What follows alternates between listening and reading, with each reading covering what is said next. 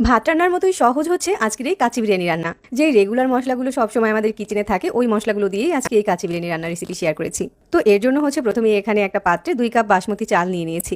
চাইলে এখানে চিনি গুঁড়ো পোলাওয়ের চালটাও নিতে পারবেন। চালটাকে এখন পর্যাপ্ত পরিমাণ পানি দিয়ে ভালো করে ধুয়ে তারপর হচ্ছে 20 মিনিটের জন্য ভিজিয়ে রাখবো। তারপর হচ্ছে কাচ্চি বিরিয়ানি রান্নার জন্য এখানে মুরগির মাংস নিয়েছি 600 গ্রামের মতো। আমি ঠিক চাল যতটুকু নিয়েছি তার থেকে একটু বেশি মাংসটা নিয়েছি। এখন এই মাংসটাকে একটা পাত্রে নিয়ে নিচ্ছি। এরপর এখানে দিয়ে দিচ্ছি 1 টেবিল চামচ রসুন বাটা আর 1 টেবিল চামচ আদা বাটা। পরিমাণ মতো লবণ দিয়ে দিয়েছি। হাফ চামচ হলুদ গুঁড়া দিচ্ছি আর 1 টেবিল চামচ মরিচের গুঁড়া দিয়ে দিচ্ছি। 1 চামচ দিচ্ছি জিরার গুঁড়া আর 1 চামচ দিচ্ছি ধনিয়ার গুঁড়া। সামান্য একটু করে দিয়ে দিচ্ছি জয়ফল আর জয়ত্রীর গুঁড়া। 1 চামচ গরম মশলার গুঁড়া দিয়ে দিচ্ছি আর সাথে কিছু আস্ত গরম মশলা দিয়ে দিচ্ছি, দারুচিনি, এলাচ, তেজপাতা, লবঙ্গ আর কালো গোলমরিচ। হাফ কাপের মতো ফ্যাটানো টক দই দিয়ে দিচ্ছি আর 1 কাপ পেঁয়াজ কুচি দিয়ে দিচ্ছি। 1/4 কাপের মতো পেঁয়াজ বেরেস্তা দিয়ে দিচ্ছি। 7-8টা কাঁচামরিচ দিয়ে দিচ্ছি। বেরেস্তা ভাজা তেল দিয়ে দিচ্ছি। এখানে হাফ কাপের থেকে একটু বেশি তেল আছে। এখন এই সব মশলাগুলো মাংসটার সাথে খুব ভালো করে মিশিয়ে নিচ্ছি। আর আজকের এই কাচ্চি বিরিয়ানি রান্নাতে এক্সট্রা অন্য কোনো মশলা ব্যবহার করিনি, শুধুমাত্র একটু গরম মশলা দিয়েছি আর একটু জয়ফল আর জয়ত্রীর গুঁড়া দিয়েছি। আর এই মশলাগুলো আমাদের সবার কিচেনেই থাকে। মশলার সাথে মাংসটা যখন খুব ভালো করে মাখানো হয়ে গিয়েছে তখন এখানে 2টা আলু একটু বড় বড় সাইজ করে কেটে নিয়েছি, ওইটা দিয়ে দিচ্ছি। আলুটা দেওয়ার পরেও মশলার সাথে একটু নেড়েচেড়ে মিশিয়ে নিয়েছি।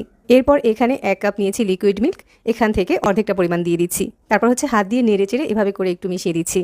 এখন হচ্ছে এই পাতিলটাকে আমি চুলায় বসিয়ে দিব। চুলার একদম মাঝারি আঁচে মাংসটাকে কিছুক্ষণ কষিয়ে নিব। আর ততক্ষণে হচ্ছে বিরিয়ানির জন্য আমরা রাইসটা রান্না করে নিব। একটা পাত্রে হচ্ছে পর্যাপ্ত পরিমাণে পানি ফুটিয়ে নিয়েছি আর তার সাথে 1 চামচের মতো লবণ দিয়ে দিয়েছি। সাথে কিছু গরম মশলা দিয়ে দিচ্ছি, দারুচিনি, এলাচ, তেজপাতা, লবঙ্গ আর 1 চামচের মতো দিয়ে দিচ্ছি শাহি জিরা। আর যে বাসমতি চালটাকে আগেই ভিজিয়ে রেখেছিলাম ওই চালটাকে হচ্ছে এখন পানি ঝরিয়ে দিয়ে দিচ্ছি। এখন হচ্ছে এই চালটাকে 80%-এর মতো সিদ্ধ করে নিচ্ছি। এর থেকে বেশি রান্না করা যাবে না, বাকি রান্নাটা দমে করে নিব। চালটা 80%-এর মতো সিদ্ধ হয়ে যাওয়ার পর চালটাকে পানি ঝরিয়ে উঠিয়ে নিচ্ছি। আর এরই মধ্যে মাংসটাও কিন্তু আমাদের কষানো হয়ে গিয়েছে। এখন এখানে 1 চামচের মতো চিনি দিয়ে দিচ্ছি আর একটু নেড়েচেড়ে মিশিয়ে দিচ্ছি।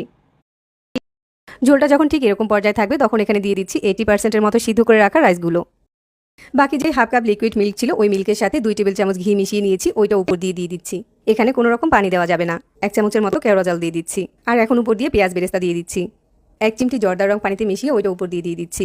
এটা একেবারেই অপশনাল। 5-6টার মতো কাঁচামরিচ দিয়ে দিচ্ছি। এবার হচ্ছে পাত্রটাকে ঢাকনা দিয়ে ঢেকে দিচ্ছি। এরপর নর্মাল যে রুটি সেঁকা তাওয়া আছে ওই তাওয়াটাকে চুলার উপরে বসিয়ে দিয়ে তারপর পাত্রটা এর উপরে বসিয়ে দিচ্ছি আর চুলার আঁচটাকে একদম মিডিয়াম করে দিচ্ছি। চুলার একদম লো হিটে এভাবে করে হচ্ছে বিরিয়ানিটাকে 10 মিনিটের মতো দমে রান্না করে নিয়েছি। এভাবে করে বিরিয়ানিটা রান্না করার কারণে কিন্তু পাত্রের তলাতে একটুও পোড়া লাগেনি। এখন হচ্ছে আমাদের বিরিয়ানি রান্না করা কমপ্লিট। গরম গরম পরিবেশন করে নিচ্ছি। যাদের কাছে চিকেন কাচ্চি বিরিয়ানিটা ভালো লাগে তারা এভাবে রান্না করতে পারেন। আর ব্যাচেলারদের জন্য রান্নাটা অনেক সহজ হয়ে যাবে। একদম ঘরে থাকা মশলায় সিম্পল করে এই রান্নাটা করে নিতে পারেন। আর সহজে আমাদের রেসিপিগুলো ভালো লাগলে পেজ ফলো করবেন আর চ্যানেল সাবস্ক্রাইব করবেন। সবাই অনেক বেশি ভালো থাকবেন। আল্লাহ হাফেজ।